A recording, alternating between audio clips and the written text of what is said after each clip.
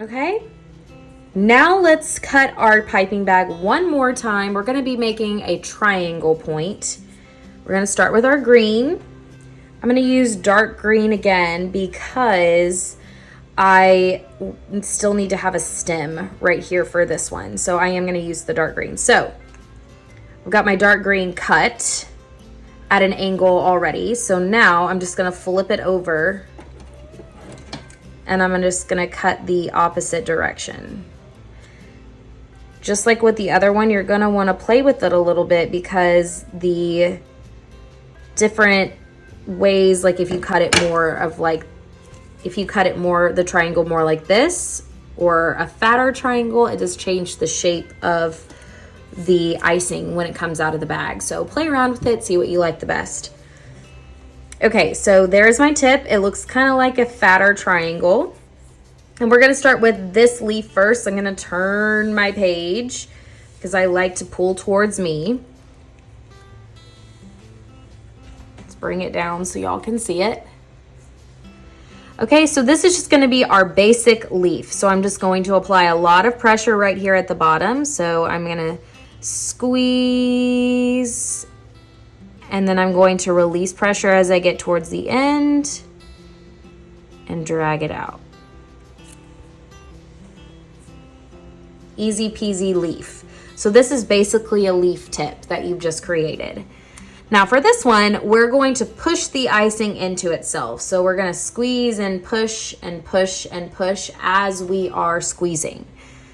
So it looks like this. Squeeze and push the bag in and squeeze and push the bag in and squeeze and push like that.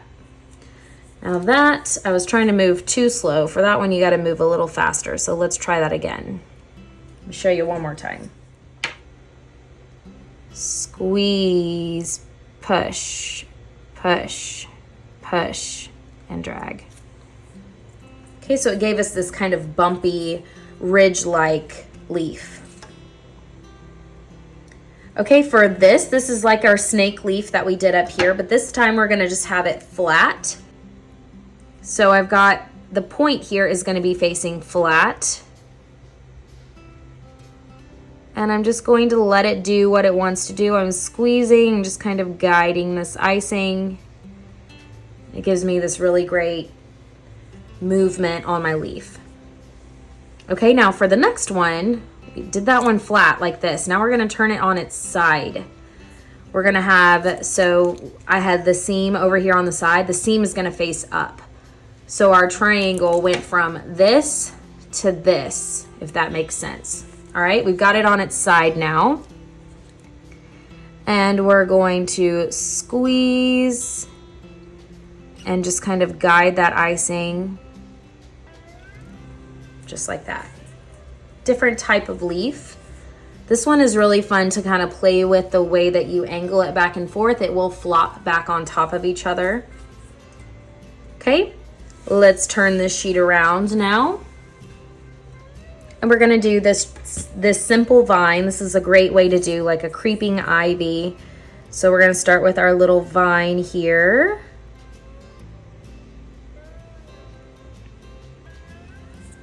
Doesn't have to be perfect. Now we're just gonna take our leaf and we're just gonna do a tiny little leaf. So squeeze, release pressure, and drag out. Squeeze and drag. Barely even pushing here.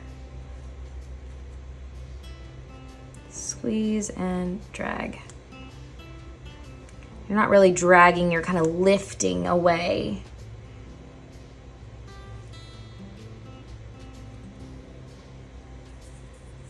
Okay, for this next one, we're just gonna take these tiny leaves and we're gonna stack them on top of each other. So again, I'm kind of pulling, not really dragging it, I'm pulling it up. So a pressure, releasing pressure, and pulling up. Pressure, release pressure, pull up. Pressure, release pressure, and pull up. So it's very three-dimensional. It's definitely coming up off of the paper.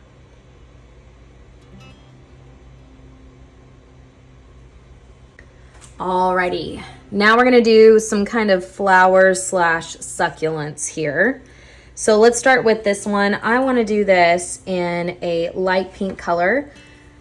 So there's a tropical flower, I cannot think of the name of it right now, and it has this little bunch that comes out of the top and it's like a really bright color. That's what I wanted to kind of achieve with this. So I'm gonna cut my bag here. I just want to show you what it looks like in flower form. So here it is in leaf form. We're going to do the same exact thing, but now we are making a flower. So I'm just pulling. And for these, I'm going to kind of bring the leaf up more instead of out. So I'm bringing it around and up. Around and up. Just kind of stacking them. Doing some towards the center, some around the outside, and I'm just angling my piping bag so that it's coming more around the edge on some of these. Okay, then you could add some leaves and stuff, or this would be just, like I said, great sticking out at the top of maybe a tropical bunch of flowers. All right, this one to me is a succulent. It looks just like a succulent. So we're gonna use light green for this one. And I haven't cut this bag yet, so let me go ahead and cut it. If I have never cut the bag into a point, I like to have the seam facing up and use the seam as my center point of reference. But because we had already cut the other bags, we did not do that. But since this one it's only been cut straight, I am gonna use this seam as kind of my center guiding line. All right, so what we're gonna do is we're gonna do the little points that are in the back. Ooh, I touched that pink one. We're gonna do the points that are in the back and then stack towards the center. So I'm squeezing, release pressure, and pulling. Squeeze, release, pull. Squeeze, release, pull. Squeeze, release, pull. Squeeze, release, pull. Okay, now I'm gonna just go in between those and I'm gonna angle up even more. Squeeze, release, pull. Squeeze, release, pull. Coming up more as I hit the center. Okay, now I'm just gonna do a couple coming straight up. Boom, I've got a succulent. That's the quickest and easiest succulent to do. You could also make this a succulent as well. Okay, this could be a sunflower or it could be a daisy kind of. But we're gonna make it a sunflower because that's kind of what it looks like already.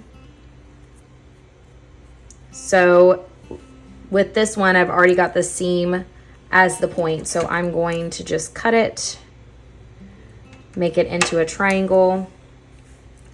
And I'm just gonna lay it flat, squeeze and pull, squeeze and pull, squeeze and pull.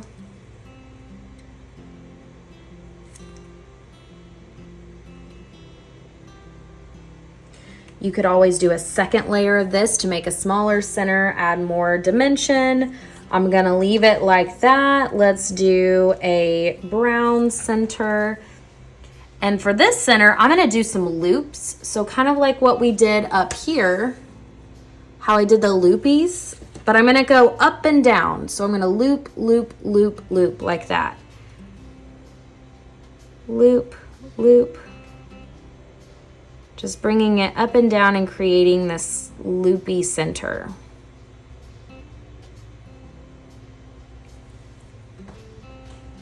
It's a little bit abstract, a little bit fun, but it's just a different kind of center that you can use on any of these tipless florals. Alrighty, now this one to me looks like a tulip. I wanted to add this one on here because I thought it would be a really quick, easy way to make a tulip. So we're gonna do it in purple. And for this tulip, I'm just going to do one in the back, kind of longer. And then I'm going to angle my wrist a little bit to bring these from the bottom up around the side of the tulip and then up the other side of the tulip. Okay, so that's our sheet, you guys. And like I said before, this is just a reference guide. You can take any of these things and mix and match them, make them smaller, bigger, and you can do so many different types of tipless florals.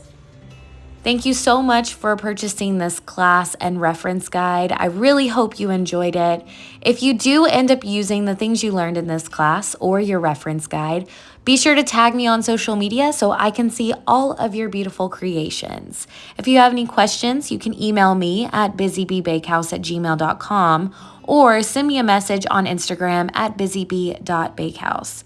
If you enjoyed this course and you want to see some more behind the scenes and some more tutorials, check out my Instagram subscription. Again, thank you so much for your support, and until next time, happy cooking.